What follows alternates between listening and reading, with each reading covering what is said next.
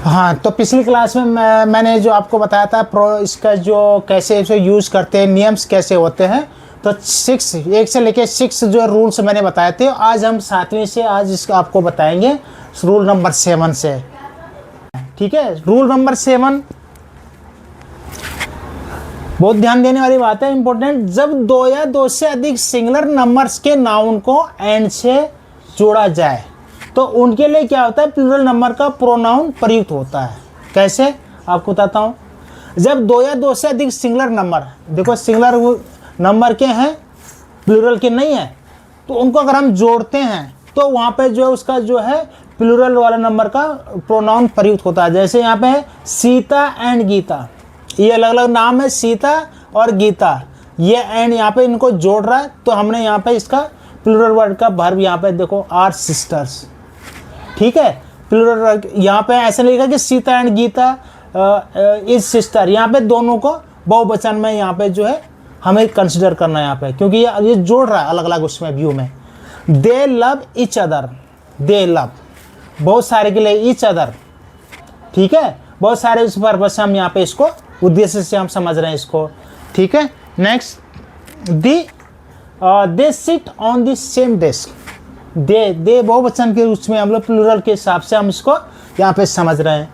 Next rule number 8 क्या होता है, किंतु यदि एंड द्वारा जोड़े जाने वाले सिंगुलर नाउन से एक ही व्यक्ति का बोध होता है। अब यहाँ पे ध्यान देने वाली बात है, यहाँ पे अलग अलग व्यक्ति का बोध हो रहा था ऊपर वाले में, इस वाले रूल में अगर हम एक ही व्यक्ति के लिए उस शब्द यूज कर रहे हैं तो वहाँ पे जो है उनके लिए सिंगुलर नंबर का प्रोनाउन प्रयुक्त होता है।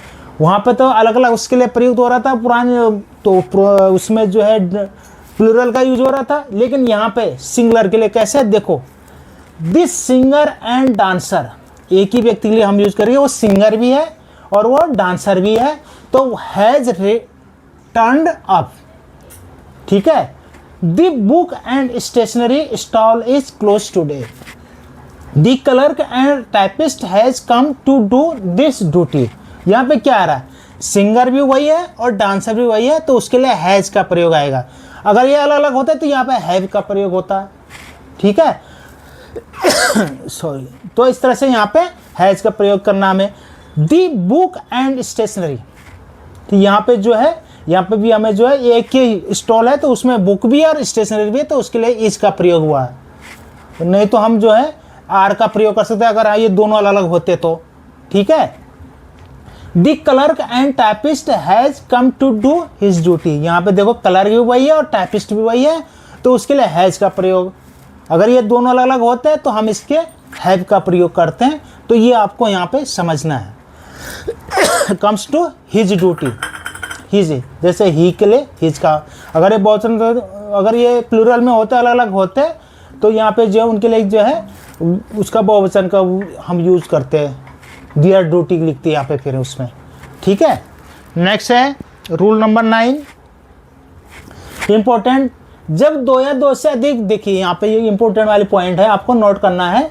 जब 2 या 2 से अधिक सिंगुलर नाउन को और, आइदर और या नाइदर नॉर, ये शब्द एक साथ जुड़ते सेंटेंस में, नाइदर के साथ नर, आइदर के साथ और, तो उनके लिए सिंगुलर प्रोनाउन प्रयुक्त किया जाता है। क्यों, जब 2 या 2 से अधिक सिंगुलर नाउन को, सिंगुलर नाउन है एक वचन वाले, जैसे आइदर मंजू और माधुरी, या तो मंजू या माधुरी हैज सोल्ड हर बुक्स, या तो वाले इसने या इसने, मतलब एक, दोनों में से एक ने, तो यहाँ पे सिंगुलर का हम यहाँ पे प्रयोग करेंगे हर। ठीक है, प्रोनाउन में हर का प्रयोग करेंगे, यहाँ पे दियर का नहीं करेंगे, क्योंकि यहाँ एक, इन दोनों में से एक के लिए बोल रहा है, तो ये हर का प्रयोग हुआ। Neither Ramu nor Shyamu has stolen, neither Sanjay nor Sunil, या तो इसने या इसने हैज डन दिस ड्यूटी। ठीक है, लेकिन rule number 10, everybody, everyone, anyone, each, देखो ये क्या है, ये सिंगुलर उसमें हम लोग यूज करते हैं। यहाँ पे देखो प्लूरल के हिसाब से देखो, एवरीबॉडी बहुत सारे, एवरीवन बहुत सारे में से एक, एनीवन किसी बहुत सारे में से किसी एक ने, ईच प्रत्येक ने, ये प्लूरल के भाव से यहाँ पे सेंटेंस का आपको अर्थ बता रहा है। इसमें के लिए जो है ही और सी का प्रयोग हम लोग जो है सूचित करने के लिए हम लोग जो है यहाँ पे इस तरह से करेंगे, जैसे एवरीवन बहुत सारे उसमें दे रखा, each of the shoulder, shoulders में जो है बहुत सारे शोल्डर में से ईच एक के लिए हम प्रयोग कर रहे हैं, बहुवचन का तो ये है, लेकिन उनमें से एक के लिए अगर हमें दिखाना है तो वहाँ पे जो है उसके लिए ही का हमने प्रयोग किया। देखो, each of the shoulders can fight if he desires, यहाँ पे ही प्रोनाउन का प्रयोग क्यों किया? क्योंकि यहाँ पे बहुत सारे सोल्जर्स में से हम ईच का प्रत्येक के लिए उसको जो इंडिकेट कर रहे हैं, तो यहाँ पे इसके लिए ही का हमने प्रयोग किया। Same any one of these boys, बहुत सारे बच्चों में से किसी एक ने, तो उसके लिए हमने यहाँ पे ही का ही प्रयोग किया।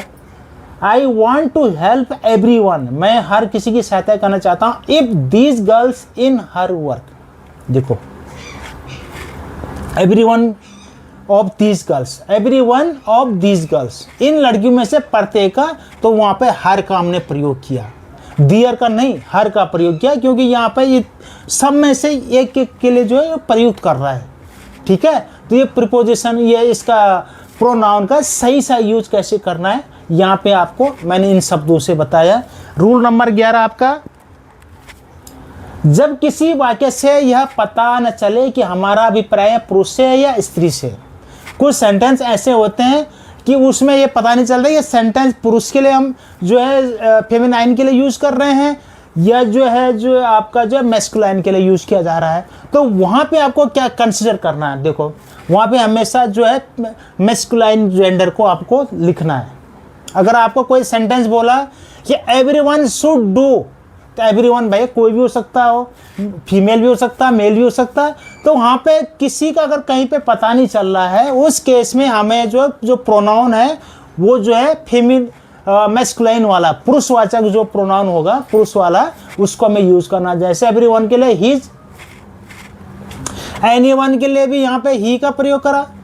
ठीक है, और इच विल गो हिज का प्रयोग यहाँ पे उसके लिए हर या हर का प्रयोग नहीं किया हमने, क्योंकि यहाँ पे कॉमनली जो है कोई पता नहीं चला था जेंडर का, तो हमें वहाँ पे जो है मैस्कुलाइन लेके चलना उसको, सेंटेंस को। नेक्स्ट, यदि पजेसिव केस, पजेसिव मतलब जिसमें हम अधिकार, जैसे दिस इज माई पेन, जिसमें हम अधिकार जमाते हैं। ठीक है, पजेसिव वाला अधिकार में कि प्रोनाउन को वर्ब द्वारा नाउन से अलग किया गया हो, तो माई के स्थान पर माइन, मेरा, अवर के स्थान पर अवर्स, युवर के स्थान पर युवर्स, हर के स्थान पर हर्स, तथा दियर के स्थान पर दियर्स का प्रयोग किया जाता है। जैसे कैसे? देखो, जहाँ पे हम अधिकार दिखा रहे हैं तो पजेसिव केस के प्रोनाउन को वर्ब द्वारा नाउन से अलग किया गया है। कैसे? अब मैं एग्जांपल आपको बताता हूँ। जैसे दिस बुक इज माइन, ये मेरी किताब है। दिस बुक इज माइन, ये हमारे जो है अपने से कर रहा है। आई मी माई माइन, जैसे आपका आई जो पर्सनल उसमें आपको दिखाया था। ठीक है, आई मी मुझको, माइन पजेसिव वाला, तो ये यहाँ पे हमने इसको यूज करा है। That house is ours, pronoun में मैंने आपको बताया था ना इसके सिंगुलर, प्लूरल और उसके, ठीक है, पर्सन के, फर्स्ट पर्सन, सेकेंड पर्सन और थर्ड पर्सन के आपने देखा होगा। तो उसी में जो है इसके केस होते हैं, नॉमिनेटिव केस, ठीक है, ऑब्जेक्टिव केस और ये जो है पजेसिव केस। तीन मैंने बताए थे, I me my mine, he him his, they them their theirs, ठीक है, he him she her herself her hers. इस तरह से पजेसिव नाउन में हम जो है इसका यूज कर रहे हैं। दैट हाउस इज आवर्स, ये हमारा घर है। तो ये प्लूरल के लिए हम पढ़ रहे हैं, यूज कर रहे हैं इसको। ठीक है, दीज फ्रॉक्स आर दियर्स, ये जो है उनकी फ्रॉक्स हैं। तो यहाँ पे जो है पजेसिव उसमें जो है हम इस पर्पज से इसको समझ रहे हैं। प्रोनाउन में आपने देखा होगा, ठीक है, इसके समझाया था मैंने, बस उसमें जब पर्सनल प्रोनाउन इसमें समझाया था, उसमें जो केसेस के विषय में बताया था आपको। ठीक है, नेक्स्ट 14, रिफ्लेक्सिव प्रोनाउन को सब्जेक्ट से दूर परंतु इंफेटिक प्रोनाउन को सब्जेक्ट के पास रखा जाता है। जैसे लास्ट क्लास में मैंने बताया था रिफ्लेक्सिव प्रोनाउन और इंफेटिक प्रोनाउंस के विषय में, कि यहाँ पे देखो यहाँ पे मैं आपको example she enjoyed herself during the holiday. देखो इसमें जो वर्ब आ गया और हरसेल्फ वर्ब के बाद आया तो दैट रिफ्लेक्सिव, पिछला क्लास में बताया था। यहाँ पे वर्ब से पहले आया तो इम्फेटिक प्रोनाउन हो गया। तो इस तरह से हमें यूज करना है कि कहाँ पे अगर हम जोर दिया जा रहा है उस पर तो उसको पहले हमें जो है यूज करना है। जैसे उसने खुद को मारा, he himself killed the lion, he himself killed the lion, उसने लॉयन को खुद मारा। ठीक है, तो यहाँ पे हमने हिमसेल्फ पहले लिखा हुआ वर्ब से पहले, तो इसलिए यहाँ पे एम्फेटिक जो है आपका प्रोनाउन काउंट होगा। इस तरह से आपको इनमें अंतर याद करना। ठीक है, रूल नंबर 15, रिलेटिव प्रोनाउन को इसके एंटीसीडेंट के पास ही रखना चाहिए। ऐसा न करने से अर्थ का अनर्थ भी हो जाता है। कुछ जगह प्रोनाउन क्या होते हैं उसके पास ही जो हमारा उससे पहले यूज होने वाला है उसके पास ही हमें रखना चाहिए। ऐसा न करके हम एक जो है उसका अर्थ डिफरेंट भी हो सकता है। जैसे एग्जांपल मैं आपको बताता हूँ, ये देखिए, the horse who has a विसी tail belongs to the washerman. ये करेक्ट सेंटेंस कैसे?